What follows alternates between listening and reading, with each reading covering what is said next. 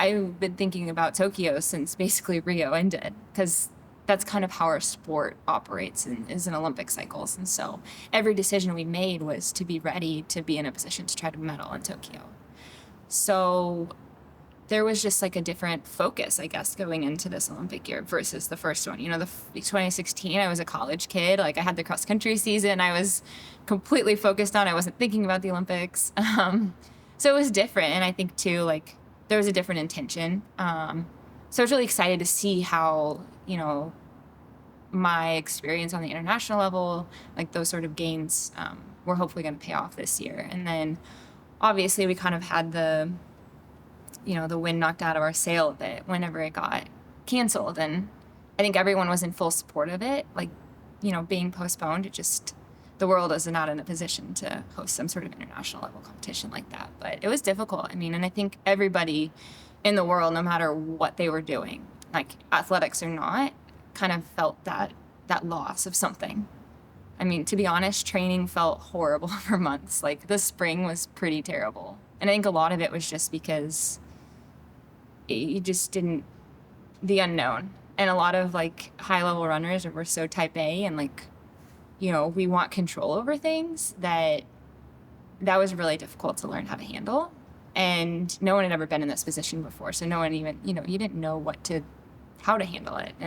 But I think no matter how I felt, I realized like, I have to be thankful that I'm even in a position to still train. And so even if I felt terrible, I still made myself start the day or the run or the workout. Like, I guess I say with a grateful heart and like, and being thankful I could still do it. And I had my health. And yeah, I actually had such, I guess, little expectations for what this summer was going to look like. Cause for a long time it was like, okay, we might have some time trials. And, on the one hand, it's like, it's hard to kind of get geared up for a time trial, especially whenever, it was supposed to be like the event was supposed to be kind of up here in terms of that excitement, the crowds, it being this grand event. But on the one hand, I guess maybe that sometimes taking away that expectation allows you to be a little bit riskier, which was something, in London I did a good job of, but recently I've had a little bit of trouble doing.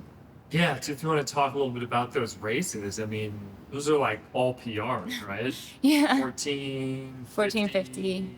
407, 206. Really good times. What is that like, being able to do that with your teammates and run those times? It was really special, and I think it was like a huge just moment of growth for me.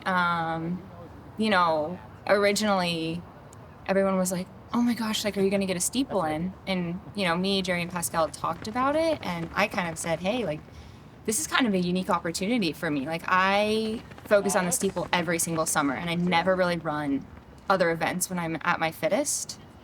And I think I had a lot of personal goals. Like, I guess I didn't need to prove myself in the other events, but I wanted to. And so I saw this as a really unique opportunity to be like, hey, like, let's grow as a runner. Because, the steeple is still 90% running. And at this point, I think that's where my greatest like gains are going to come from. It's just becoming a better overall runner, and especially not even just in the sense of, like, I guess the physical adaptations from working on the flat running, but just the confidence, like I'm standing on the line now, 9 flat and 1450. And I feel really good about that. It was just so special, especially going into that 5K. At first I was kind of looking for Jerry to tell me I was ready to go. And he was kind of like, oh, I don't care what time you run. Just, put yourself in it. And I was just like, oh my gosh, like, I don't know if I'm ready. But Elise and I both had just discussed, like, we're going to make this happen.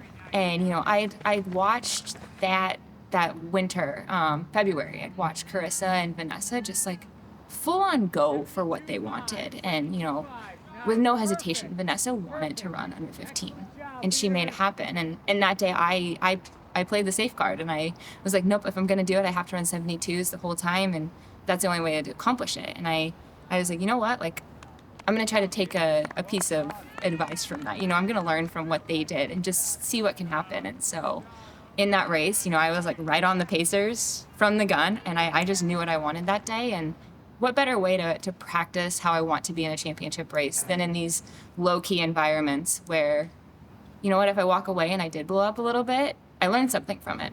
And what was so cool was, like, just the camaraderie that was out there. It was like we were all out there to get something done. And so, you know, whenever our pacer stepped off in the 5K, I wasn't thinking about the fact that I was taking over the lead and Elise was sitting on me. I was thinking about the fact, like, we're doing this together to get under 15 because that's our goal.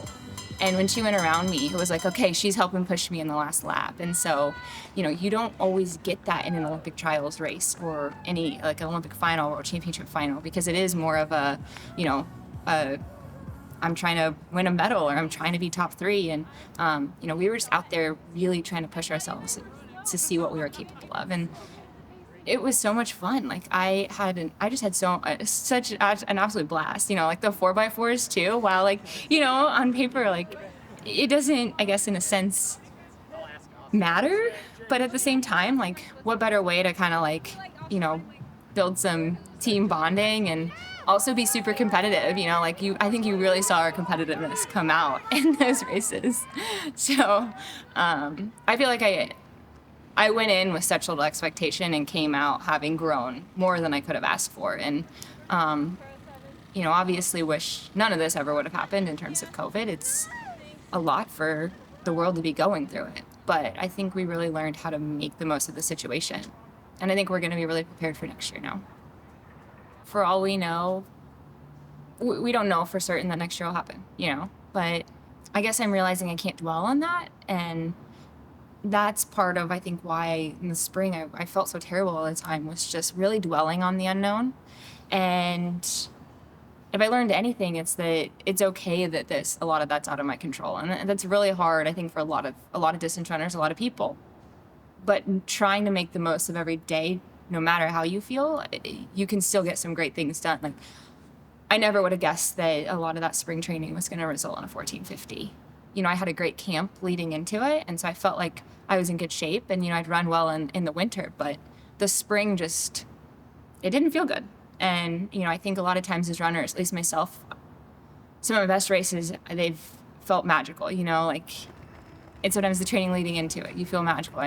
When I ran the American record in Monaco, that's what happened. And so for the last 2 years, I was seeking that feeling, but sometimes you just don't get that. Like, and you can still run really well off that. And so I learned a huge lesson in that like, I should be, you know, thinking about the collective sum of my work. And that goes back to the years and years of work too. And so like having another year of work under my belt that I was healthy, that's huge, you know? So I feel I've learned a lot of lessons moving forward. And I think I'm going to be able to handle the uncertainty much better going into next year, and realizing like all I can do is prepare the best I can, and whatever happens, you know. I can't dwell on that fact, because otherwise it is going to be wasted, you know, emotional energy. You shouldn't sit and compare, you know, even workouts with your own teammates. You know, as long as Jerry says, you show up and you put your best foot forward, you show up as your best self, you can stand on the starting line knowing you've done everything you can. We're such goal-oriented people, so what are some goals we can set and, you know, accomplish out of this? And for me, it was like, I'm going to fully commit to being process-oriented and being my best self every day. And, you know, realizing that doesn't mean it has to match up with someone else's best self. But yeah, it's a continual work in progress. Amen to that.